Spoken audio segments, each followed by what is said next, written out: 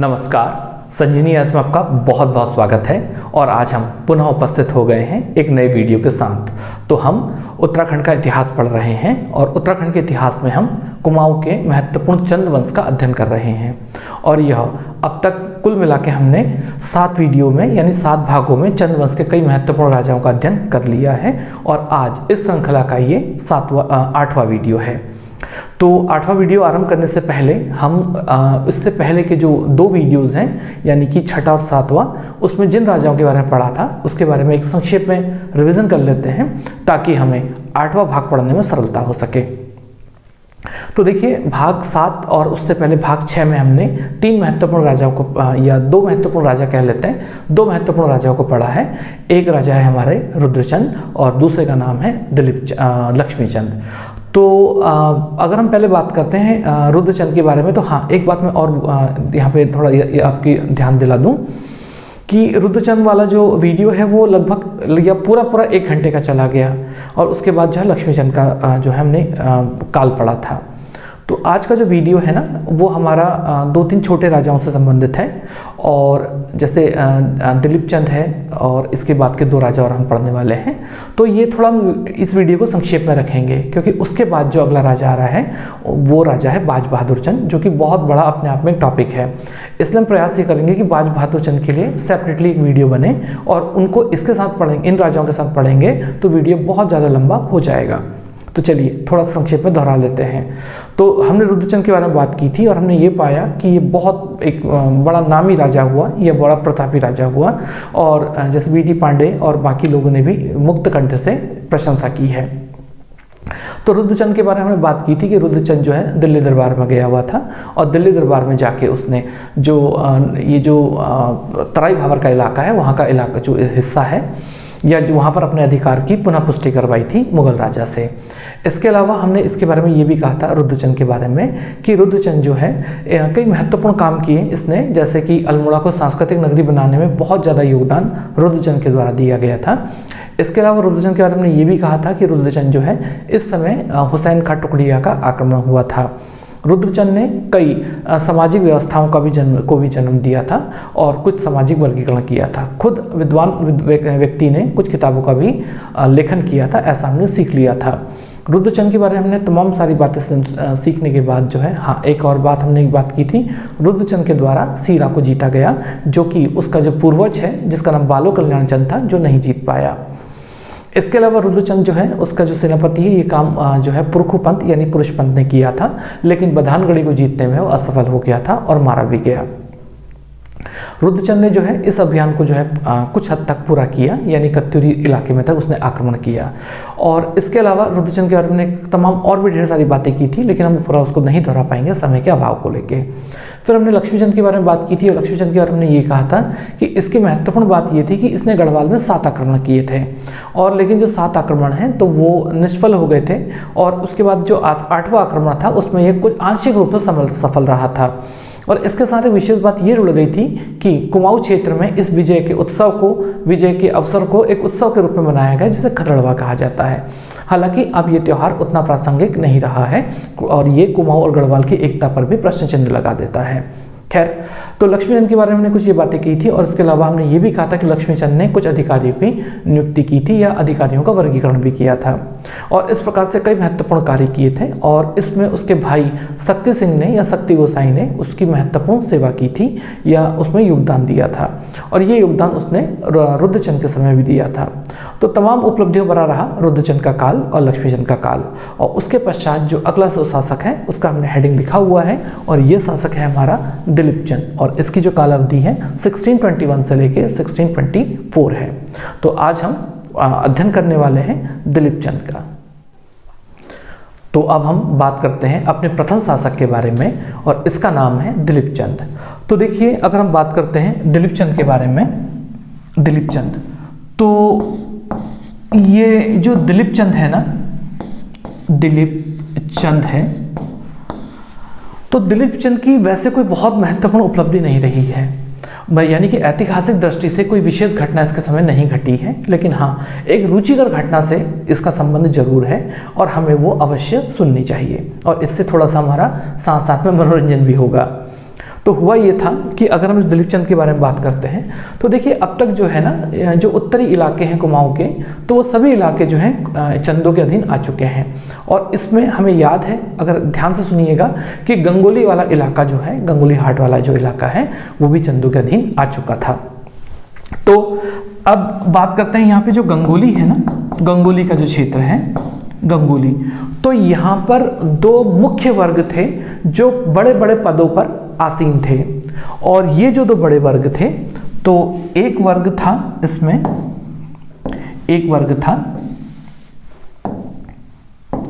वर्ग था पंतों का और एक वर्ग था उप्रेतियों का, उप्रेती। तो ये जो पंत और उप्रेती हैं, तो एटकिंसन लिखते हैं कि ये एक दूसरे से बहुत ज़्यादा ईर्ष्या रखते थे और एक दूसरे से प्रतिस्पर्धा करते रहते थे और एक दूसरे को बिल्कुल भी फूटी आंख नहीं सुहाते थे। तो इससे इनके बीच में वैमनस्य और प्रतिद्वंदिता हमेशा बनी रही। और जिस वक्त अंग्रेज आए तो एटकिंसन लिखते हैं कि इनकी प्रतिद्वंदिता आज भी बनी हुई है और मुझे मैं श्योर हूँ, निश्चित हूँ कि आगे भी इनकी प्रतिद्वंदिता या ईर्ष्या बनी रहेगी। तो इस समय एक महत्वपूर्ण घटना हुई। तो महत्वपूर्ण घटना ये हुई कि ये जो पंत और उप्रेती है ना, तो क्या हो गया, जब चंदों का अधिकार हो गया इस इलाके में, तो पंतों ने क्या किया, इन पंतों ने इन उप्रेतियों को पदों से हटा दिया, पदच्युत कर दिया, ठीक है ना। तो पदच्युत कर दिया, हटा दिया, निकाल दिया, और इस प्रकार से बड़े बड़े पदों में यहाँ पर जो है पंत जो है आसीन हो गए।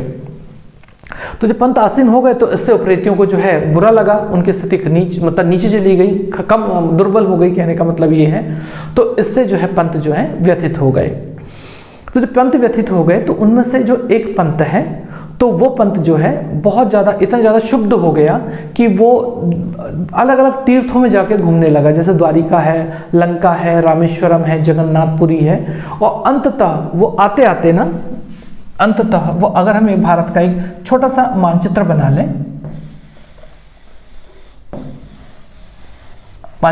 लें, तो वो ना अलग अलग इलाकों में होता हुआ इस तरह से आते हुए वो अंततः जो है प्रयागराज आ गया,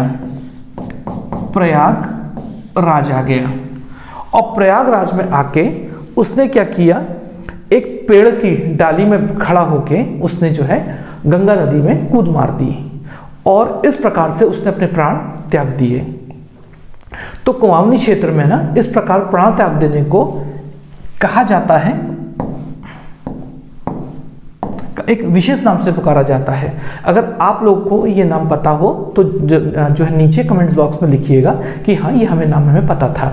और इसका नाम है करोट। तो ये जो है इस तरह से प्राण त्यागने की जो प्रक्रिया है इसे करोट कहा जाता है, ठीक है ना। बीडी पांडे इसको करवट लिख देते हैं, लेकिन एटकिंसन इसे करोट लिखता है और हम एटकिंसन को ही फॉलो करेंगे क्योंकि मूल इतिहास उन्हीं का है। अच्छा, अब बात करते हैं आगे। तो ये जो उप्रेती है, तो ये जब मरा तो उस टाइम पे इस उप्रेती ने क्या किया कि ईश्वर से प्रार्थना की कि हे भगवान, अगले जन्म में मुझे राजा पैदा करना और जो है ताकि मैं पंतों से बदला ले सकूं, ठीक है। तो इस प्रकार से जो है ये घटना घटी।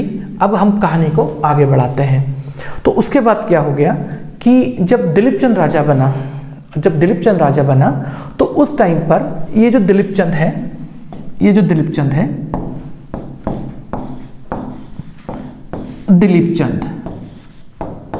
ना, तो इसके टाइम पर पंत जो हैं बड़े बड़े पदों पर आसीन हो गए थे और इसलिए ईर्ष्यावश उप्रेतियों ने एक कहावत कहनी शुरू कर दी और इस कहावत का नाम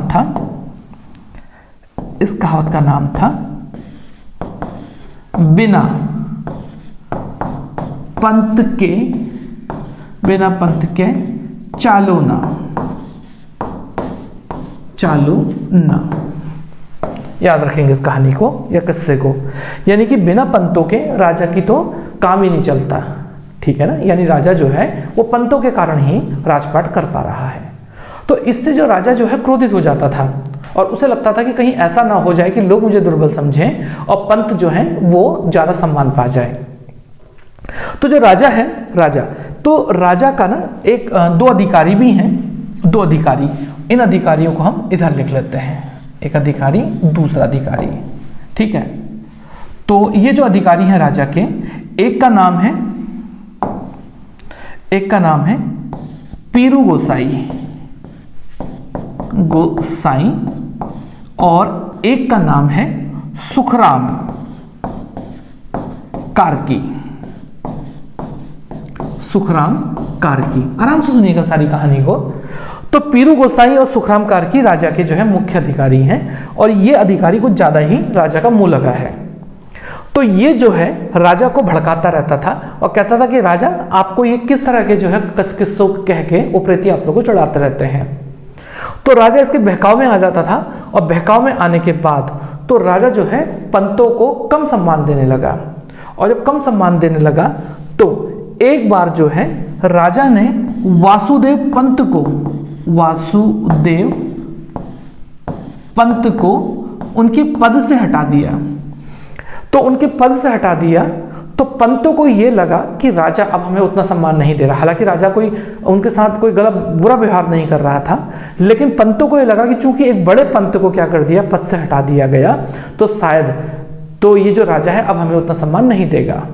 तो इन लोगों ने एक किस्सा या कहावत या मुहावरा या कहानी जो है समाज में फैला दी और ये कहा कि ये जो दिलीप चंद पैदा हुआ है, दरअसल ये जो पहले मरा हुआ कार्की जो उपरेती था, तो उस उपरेती की ही आत्मा दिलीप चंद के रूप में आई है, ऐसा उन्होंने कहना शुरू कर दिया।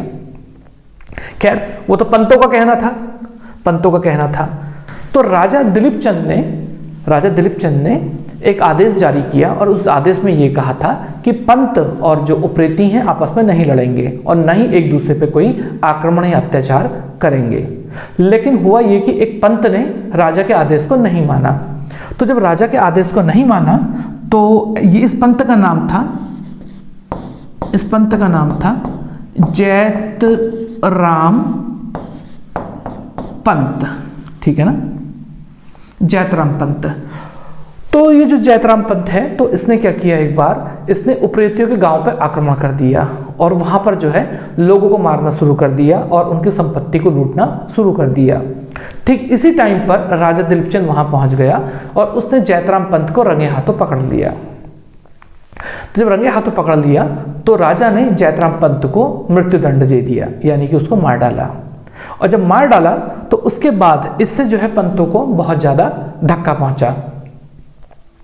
तो जब ये जो क्या नाम है इसका, जैतराम पंत है, तो जब इसको क्या किया गया, तो इसकी जब चिता जलाई गई ना, जब इसकी चिता जलाई गई तो राजा के महल के थोड़े से दूरी पर ही इसकी चिता जलाई गई थी। तो कहा जाता है कि जो उस चिता से जो धुआं निकला वो राजा के महल में प्रवेश किया गया और उस जहरीले धुएं से जो है राजा की मृत्यु हो गई। और इस प्रकार से जो राजा का काल संक्षेप में रहा। खैर जो भी रहा होगा, लेकिन पंतों ने अपने सुपीरियरिटी यानी कि आप सर्वश्रेष्ठता साबित करने के लिए एक ऐसी कहानी का और निर्माण कर डाला। तो ये एक रोचक कहानी है जो कि दिलीप चंद के कार्यकाल से जुड़ी हुई है।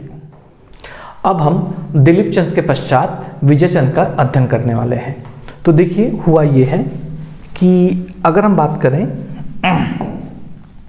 पहले नाम लिख लेते हैं विजय चंद।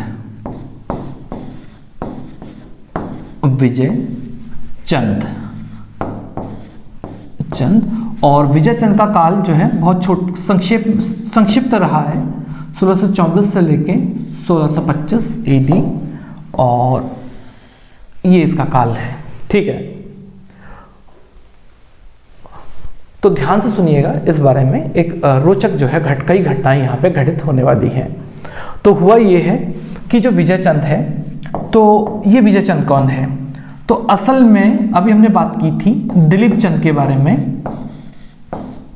दिलीप चंद, तो दिलीप चंद की ना 21 संतानें हैं, 21 संतानें हैं। ठीक है, तो इन 21 संतानों में से एक संतान जो है इसका नाम है विजय चंद। विजय चंद, ठीक है। तो ये जो विजय चंद है, ये जो विजय चंद है, आराम से सुनिएगा, रोचक कहानी है।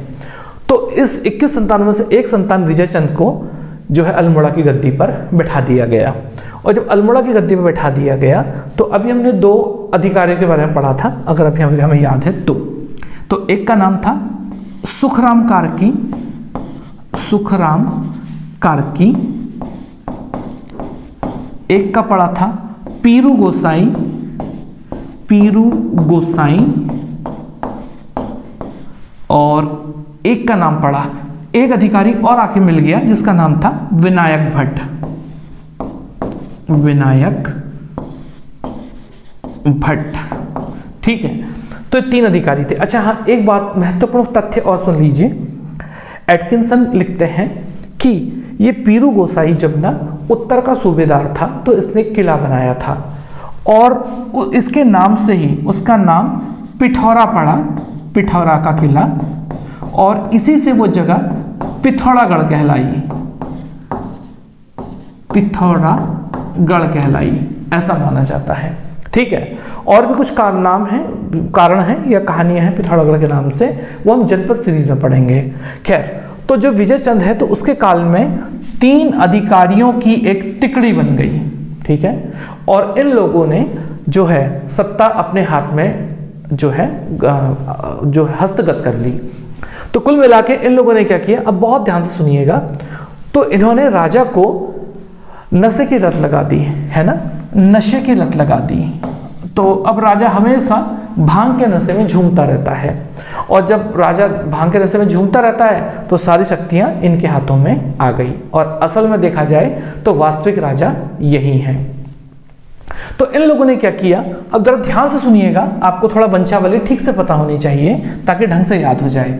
इन 21 संतानों में से एक संतान और भी है, और उसका नाम है नीलू गोसाई या नील गोसाई, नीलू गोसाई,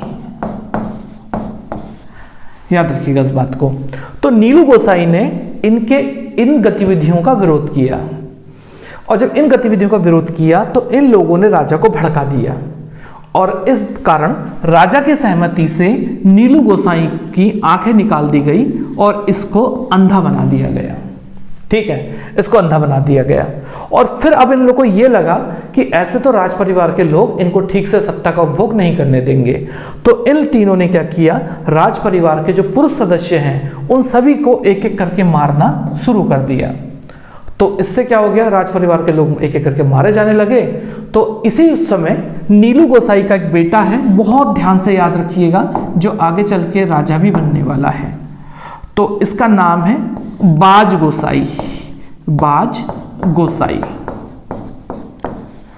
तो ये लोग इसको भी मार देना चाहते हैं, लेकिन हुआ ये कि एक जो पुरोहित महिला थी, तिवारी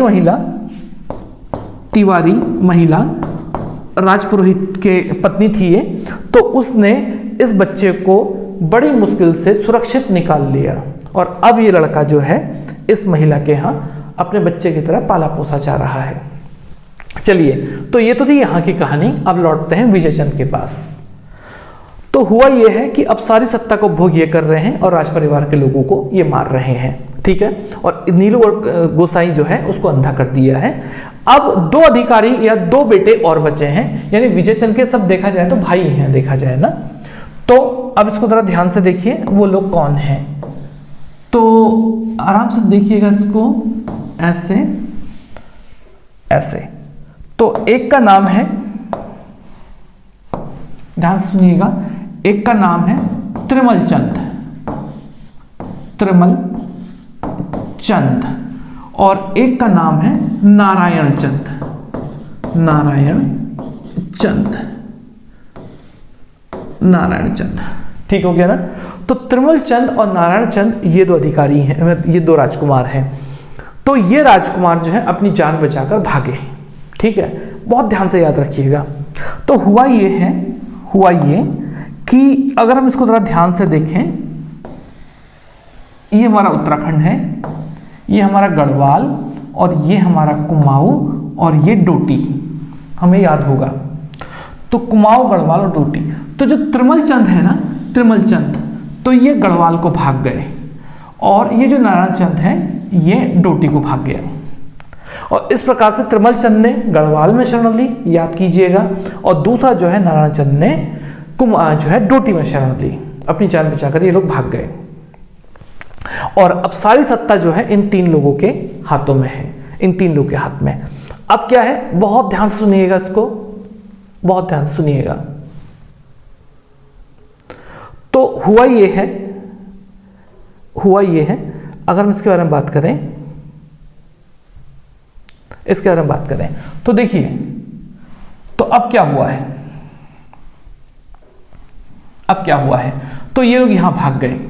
अब ये सारी सत्ता जो है इन्हीं के हाथों में आ गई है, और जब इन्हीं के हाथों में आ गई है तो अब ये निरंकुश हो गए हैं। और जब निरंकुश हो गए हैं तो उसके पश्चात क्या हुआ कि एक बार ना विजय चंद ने, आपको याद होगा कि एक हमने पढ़ा था मल्ला महल।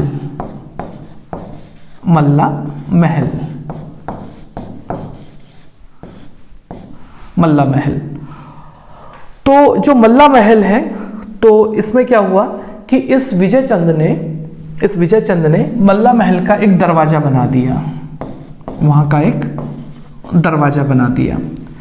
और मात्र इतना काम करने पर ही इन लोगों को इसका ये काम पसंद नहीं आया और एक गुस्से से लाल हो गए, और इनको लगा कि राजा कहीं अपनी मनमानी तो नहीं करने लगा है।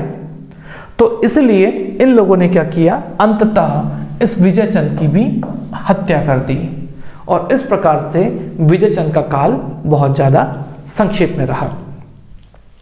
लेकिन अब इधर ध्यान से सुनिएगा, इन लोगों ने अफवाह फैला दी कि राजा जो है अपनी जो है बीमारी के कारण जो है इसकी मृत्यु हो गई, यानी प्राकृतिक रूप से मरा है, ऐसा कह दिया। लेकिन सच कहां तक छुपता, तो इससे क्या हो गया, हलचल हो गई। और हलचल होने के बाद जो है, अब जो आपको याद है कि चंद राज्य में 2 महत्वपूर्ण धड़े थे, एक का नाम था मारागुट या मेहरागुट,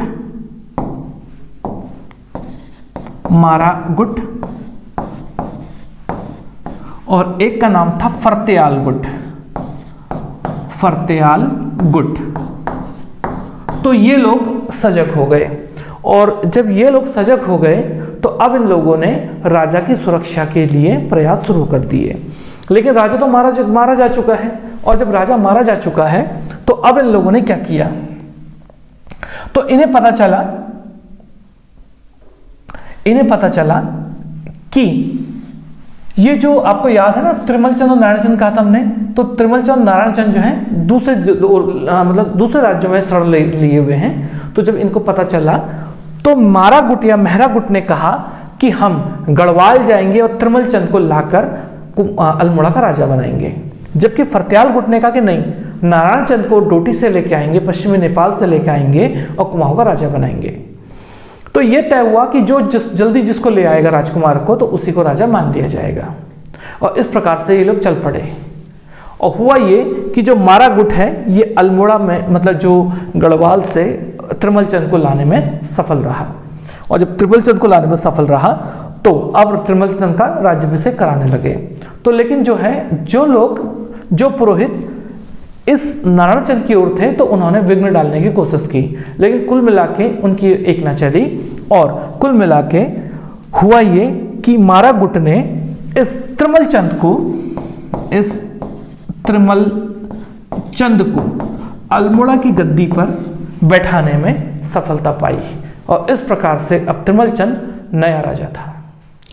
अब हम अगले शासक के बारे में बात करते हैं। तो देखिए, त्रिमल चंद, अभी हमने बात की थी कि अगला शासक बना, तो सबसे पहले त्रिमल चंद का काल लिख लेते हैं। तो त्रिमल चंद का जो काल है ये 1625 से 1638 के मध्य है, ईस्वी में। ईस्वी, तो ये इसका काल है। तो अब आराम से सुनिएगा सारी बातों को, क्योंकि सारी कड़ियाँ एक दूसरे से मिलने के बाद ही हमें कहानी समझ में आएगी। तो देखिए हुआ क्या, जब त्रिमल चंद गद्दी पर बैठा मारा या मेहरागुट धड़े की सहायता से, तो उसने सबसे पहले क्या किया, तो उसने सबसे पहले षड्यंत्रकारियों को दंड दिया। तो इसने जो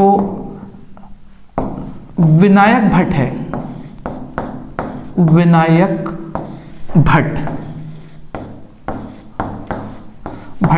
तो इसको अंधा करवा दिया, याद है ना, तीनों हैं। फिर है एक है शकराम कार्की या सुखराम कार्की, सुखराम एटकिंसन लिखते हैं, शकराम बीडी पांडे लिखते हैं। सकराम कार्की,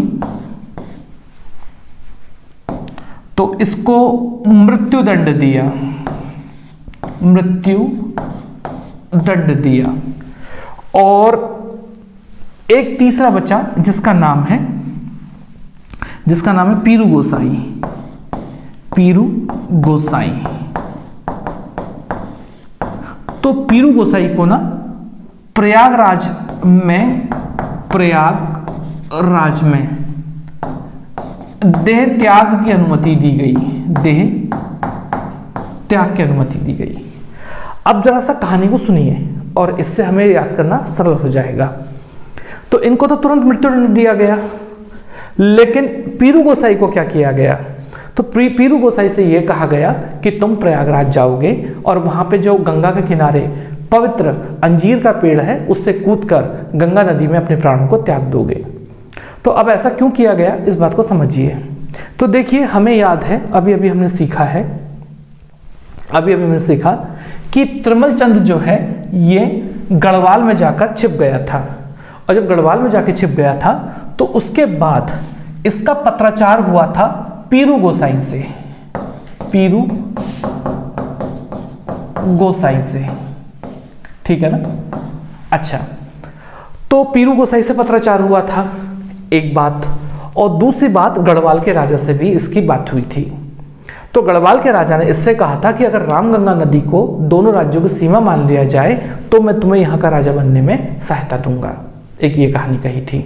लेकिन इसने जोशियों से जब अपनी कुंडली दिखाई तो जोशियों ने कहा कि नहीं, आप तो राजा बनेंगे, इसलिए ऐसा कोई वचन ना दीजिए, पहली बात। और दूसरी बात, ये माना जाता है कि जब ये पीरू गोसाई से पत्राचार कर रहा था तो उस टाइम पे पीरू गोसाई ने ये कहा था कि हम जब विजय चंद को मार देंगे तो उसके बाद तुम्हें राजा बना देंगे, शायद ऐसा हुआ था।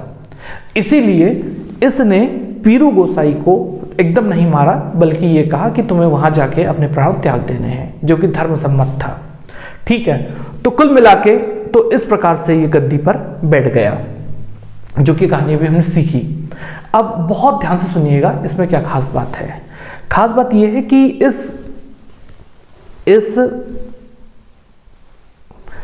अगर हम इस त्रिमल चंद के बारे में बात करें, त्रिमल चंद के बारे में, तो इस त्रिमल चंद की ना कोई विशेष बात नहीं है। इसने शांतिपूर्ण ढंग से लंबे समय तक शासन किया, बहुत लंबा तो नहीं किया, लेकिन औसतन फिर भी अच्छा किया। तो इसके टाइम पर कोई विशेष घटना नहीं घटी। लेकिन हाँ, जब ये बूढ़ा हो चला तो इसने क्या किया, आपको याद है ना, अभी हमने लिखा है कि नीलू गोसाई का एक बेटा था जिसका नाम था बाज गोसाई।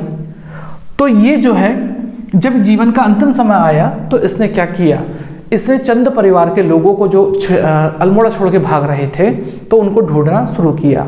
तो तब पता चला इसको कि एक तिवारी महिला है, धर्माकर तिवारी, जो पुरोहित थे, तो उनकी पत्नी थी और उन्होंने बाज गोसाई को पाला पोसा है, बाज गोसाई को पाला है और उसको प्यार से बाजा नाम दिया है, ठीक है ना। तो त्रिमल चंद उस महिला के पास पहुंच गया और विनम्रता से कहा कि आप कृपया करके इस लड़के को मुझको दे दीजिए और मैं इसको ले जाना चाहता हूं। तो महिला भयभीत हो गई और मना करने लगी, तो बहाने बनाने लगी। तो राजा ने कहा कि मुझे पता है कि चंदों का ही जो है ये उत्तराधिकारी है और आप मुझे इसको दे दीजिए, मैं इसको कोई हानि नहीं पहुंचाऊंगा, बल्कि मैं इसको अपना उत्तराधिकारी घोषित करूंगा। तो तमाम प्रकार के जो है राजा को आश्वासन देने पड़े और ये महिला मान गई और इस प्रकार से राजा उसको ले गया और अपना उत्तराधिकारी घोषित किया। और तो अच्छा हाँ, कुछ कहानियां ये भी कहती हैं कि ये जो लड़का था बाज, ये शायद इन तिवारी परिवार का ही था। खैर जो भी हो, कुल मिला के बाज जो है या बाज गोसाई अब इस राजा का जो है अपना अगला उत्तराधिकारी है। अब एक बात और ध्यान से सुन लेते हैं। त्रिमल चंद को पता था कि वो गद्दी पर कैसे बैठा और उसके पूर्वज यानी इससे पहले वाले राजा विजय चंद की हत्या कैसे हुई थी। हमने पढ़ा तो नहीं, अब पढ़ लेते हैं उसको, कैसे हुई थी विजय चंद की हत्या। तो देखिए हुआ ये था कि विजय चंद की जो हत्या थी, हत्या जो की गई थी, ये सुखराम कार्की के द्वारा की गई थी। सुखराम कार्की के द्वारा की गई थी। अब कैसे की गई थी इस बात को समझिए, इन लोगों ने कैसे राजा को मारा। तो सुखराम कार्की ने एक राजचेली ना,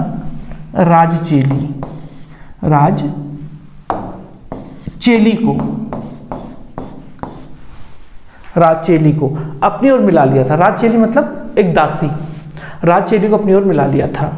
तो उस राजचेली ने कहा था कि जब राजा जो है खाना खाने के बाद हाथ धोने के लिए जाएगा तो मैं आवाज लगाऊंगी, ततरिया पानी ले आ राजा के हाथ धोने के लिए। ततरिया मतलब जो पानी को तता दे, तता यानी कुमाऊनी भाषा में पानी को बॉयल अप करने के लिए, यानी कि गर्म करने के लिए ये वर्ड यूज किया जाता है। तो ततरिया को जैसे मैं बुलाऊंगी, तो ऐसा ही हुआ। जब राजा ने खाना खाया और खाना खाने के बाद वो हाथ धोने के लिए एक छोटे से उसमें गया, हमाम में या गुसल खाने में, तभी राजचेली ने आवाज़ लगाई कि ततरिया पानी ला। तो ठीक उसी टाइम पर सुखराम कार्की आया और उसने राजा की निर्ममतापूर्वक हत्या कर दी। अच्छा, एटकिंसन कहते हैं वो सोया था तब मारा, और लेकिन बीडी पांडे कहते हैं कि हाथ धोते समय मारा। खैर जो भी हुआ हो, राजा बुरी तरह से मर गया। तो कुल मिलाकर हम निष्कर्ष के रूप में ये कह सकते हैं कि राजा की हत्या राज परिवार के नौकरों के षड्यंत्र के द्वारा या उनके सहमति से और सहायता से हुई थी। और इस बात को त्रिमलचंद बेहतर ढंग से जानता था, और अब तो वो बाजचंद को भी या बाज गोसाई को भी अपने साथ ले आया था। तो इसलिए राजा ने, ध्यान से सुनिएगा, राजा ने राजचेलियों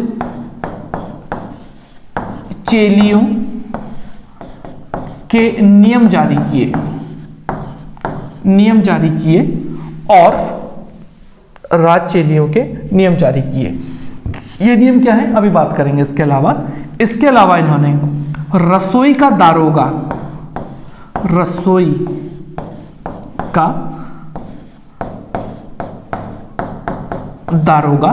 नियुक्त किया। अब किसको नियुक्त किया? आपको याद है एक बहुत ज्यादा राजभक्त व्यक्ति था जिसका नाम था नीलू कठायत। तो नीलू कठायत के परिवार के एक वंशज को जो है इन्होंने रसोई का जो है दारोगा नियुक्त किया। ठीक है, अब बात करते हैं राजचेली के नियम क्या थे। तो ये राजचेली के जो नियम थे ये रसोई के दारोगा के लिए थे, मतलब षड्यंत्रों को रोकना। तो इसमें कहा गया था कि जो दारोगा है वो हर वक्त राजचेलियों पर यानी सेवक और सेविकाओं पर ध्यान रखेगा। जैसे कि ये जो राजचेलियां हैं तो ये हमेशा या जो कोई पुरुष अगर है तो हमेशा नीची नज़र रख के राज परिवार के लोगों से बातचीत करेगा, बाहर के लोगों से बातचीत नहीं करेगा। इसके अलावा जो दारोगा है पहले वो खाना खुद चखेगा तब जाकर राजा को देगा। इसके अलावा नौकरों से कोई और काम नहीं कराएगा, जिसको जिस काम के लिए रखा है उसी काम के लिए रखा जाएगा। जादू टोने की बातें भी नहीं की जाएंगी, क्योंकि इनका प्रयोग क्या है, अनिष्ट के लिए किया जाता है, यानी दूसरों को हानि पहुंचाने के लिए किया जाता है।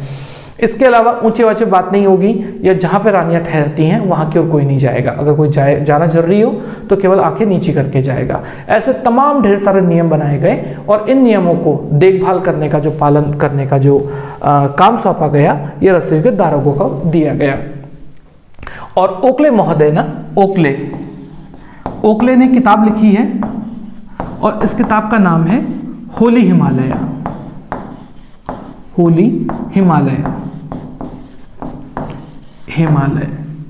तो होली हिमालय नामक किताब में ओकले ने राजचेलियों के नियम के लिए लिखा है कि ये नियम तो रूस के जार के नियमों को भी मात देते हैं। तो लिख देते हैं यहाँ पे एक बात लिख देते हैं, यह नियम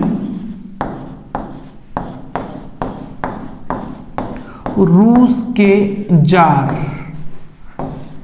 के लिए बनाए गए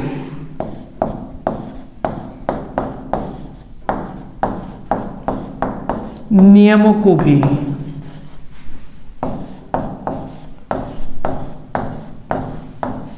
मात देते हैं।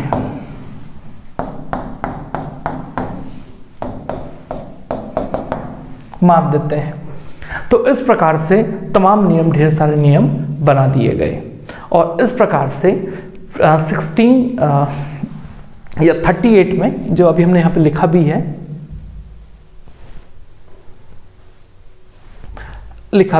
तो 1638 25 से लेकर 38 में तक जो है इस तरमलचंद का काल रहा और उसकी मृत्यु के पश्चात उसका बेटा बाज गोसाई बाज बहादुर चंद के नाम से अल्मोड़ा की गद्दी पर बैठा। मुझे लगता था कि जो हम 3 राजा पढ़ने वाले हैं तो इनकी जो वीडियो बनेगी वो सामान्यतः 30 मिनट से कम, मेरे ख्याल से 15 मिनट्स में बन जाएगी, ऐसा मैंने सोचा था। लेकिन देखिए आज ऐसा भी नहीं हुआ और ये वीडियो मुझे लगता है कि शायद 30 मिनट से ऊपर चली गई है। खैर, ज़्यादा पढ़ने का मतलब है ज़्यादा याद होना, अच्छा ढंग से सरलता से समझना। तो अपना जो आपने बहुमूल्य समय दिया है उसके लिए पुनः एक बार धन्यवाद। आपका दिन शुभ हो। नमस्कार।